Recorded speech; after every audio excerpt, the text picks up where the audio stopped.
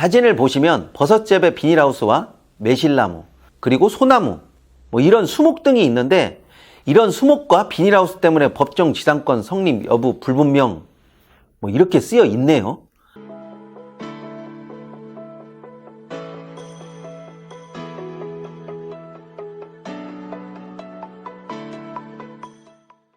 안녕하세요. 경매스쿨 현미경의 치우입니다. 구독과 알림은 꼭 한번 눌러주시고요. 신년이 됐으니까 모두 부자 되시기 바랍니다. 아울러 현미경 단체 톡방에 들어오셔서 부동산 정보와 경매 정보도 많이 얻어 가시기 바랍니다. 보기에 따라서는 꽤 유익한 정보가 많더라고요. 얼마 전에는 제가 노리고 있던 물건이 낙찰이 되었습니다. 부동산 경매에서 낙찰과 폐철은 늘 동전의 양면처럼 붙어 다니는 것이니까 새삼스러울 것은 없는데요. 입찰하려고 지켜보고 있었던 물건이라 꽤나 아쉬움이 남더라고요. 물건을 한번 보도록 하겠습니다. 사건 번호는 2021 타경 1969이고요. 경기도 양평군 강상면에 있는 밭입니다. 면적이 꽤 커서요. 776평이나 됩니다. 사진을 보시면 버섯재배 비닐하우스와 매실나무, 그리고 소나무, 이런 수목 등이 있는데, 이런 수목과 비닐하우스 때문에 법정 지상권 성립 여부 불분명 이렇게 쓰여 있네요. 하지만 사실상 이런 것들이 법정 지상권이 성립하느냐의 문제는 제가 볼 때는 별로 의미가 없기 때문에 저는 신경을 1도 쓰지 않았습니다. 무엇보다도 이 토지에 관심이 갔던 이유는 도로를 넓게 끼고 있어서 진입로가 일단은 확보된 농지였기 때문에 관심이 가더라고요. 경매에 나온 농지를 보면 대부분 불법으로 형질이 변경된 것이 일반적인데, 이곳은 그런 물건과 차원이 조금 달랐어요. 제시회로 나온 수목도 상황에 따라서 치울 수 있으면 치우고 치우지 못하면 그냥 둬도 되니까 저는 큰 문제가 없다고 생각을 했어요.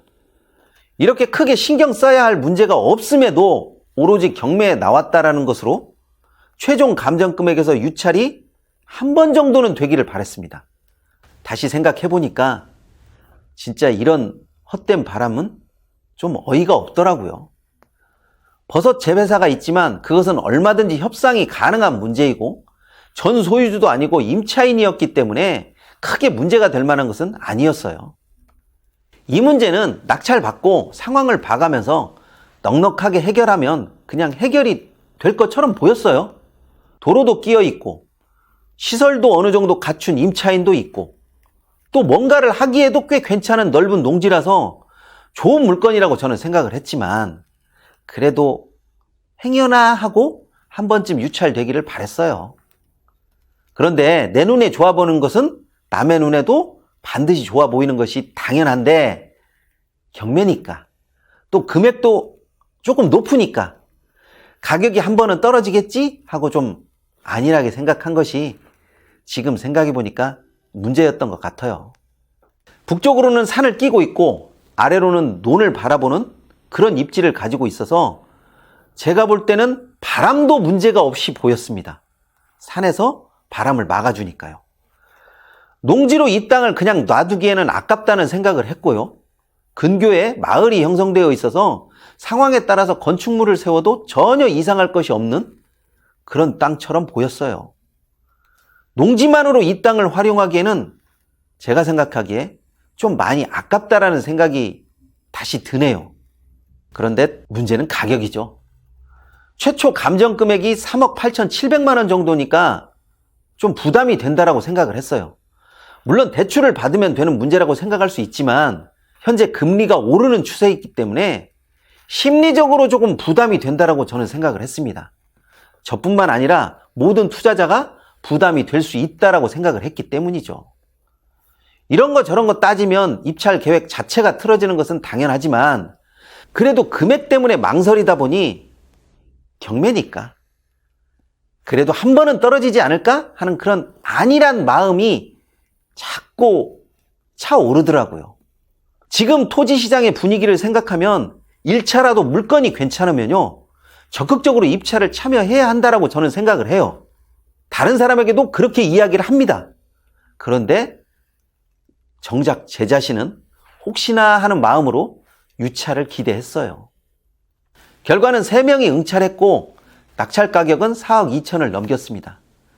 전혀 예상을 하지 못했다면 그나마 덜 아쉬움이 남았을 텐데 어느 정도 예상을 하면서도 행여나 유찰을 기대했기 때문에 역시나 하면서 뒤로 물러설 수밖에 없었어요. 요즘 부동산 경매 시장에서 토지는요, 정말 핫해요. 핫하다 못해 정말 뜨거워요. 아파트와 빌라는 여러 규제 때문에 제약이 많이 생겼어요. 제약이 많이 생기다 보니까 투자자들이 토지 시장으로 몰리는 경향이 있었어요.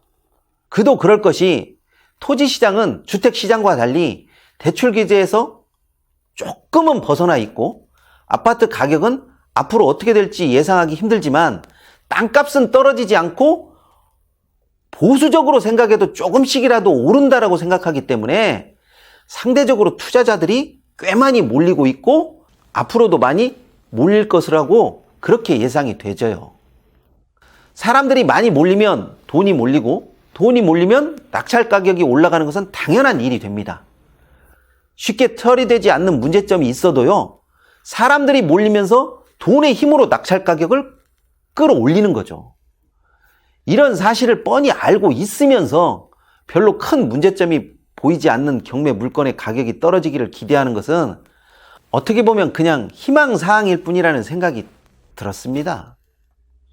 예전 같았으면 이런 땅은 재배사와 농가 창고가 있다라는 그 사실만으로 유찰이 적어도 한 번은 반드시 되었을 텐데 지금은 이 정도의 물건은요, 그냥 아무 문제가 없는 멀쩡한 땅으로 보이기 때문에 투자자들이 1차부터 적극적으로 몰리기 시작한다는 거죠. 토지 경매를 눈여겨보시는 투자자들은 예전과 다른 분위기와 흐름을 조금 더 빨리 느껴야 할 것 같아요. 경매 물건을 검색하다가 마음에 드는 장점을 발견했다면 남들보다 조금 더 발빠르게 움직이고 조금 더 적극적으로 결정을 빨리 내려야 할 것 같아요. 경매 시장의 흐름은 일반 매매 시장보다 빨리 변하는 것은 일단은 맞아요. 투자자라면 그 변화와 흐름에 맞게 능동적으로 투자 환경을 개척해야 하는 것이 어떻게 보면 숙명이자 의무처럼 되어버렸어요. 입찰도 하지 못했다라는 아쉬움이 제가 너무나 커서 이런저런 생각을 해봤는데 다음번에는 저도 적극적으로 움직이고 적극적으로 먼저 결정할 거라고 다짐을 해봅니다.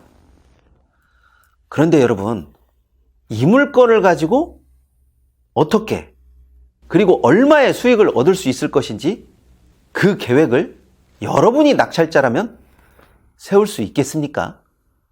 이번 시간은 여기까지 하도록 하겠습니다. 시청해 주셔서 감사합니다.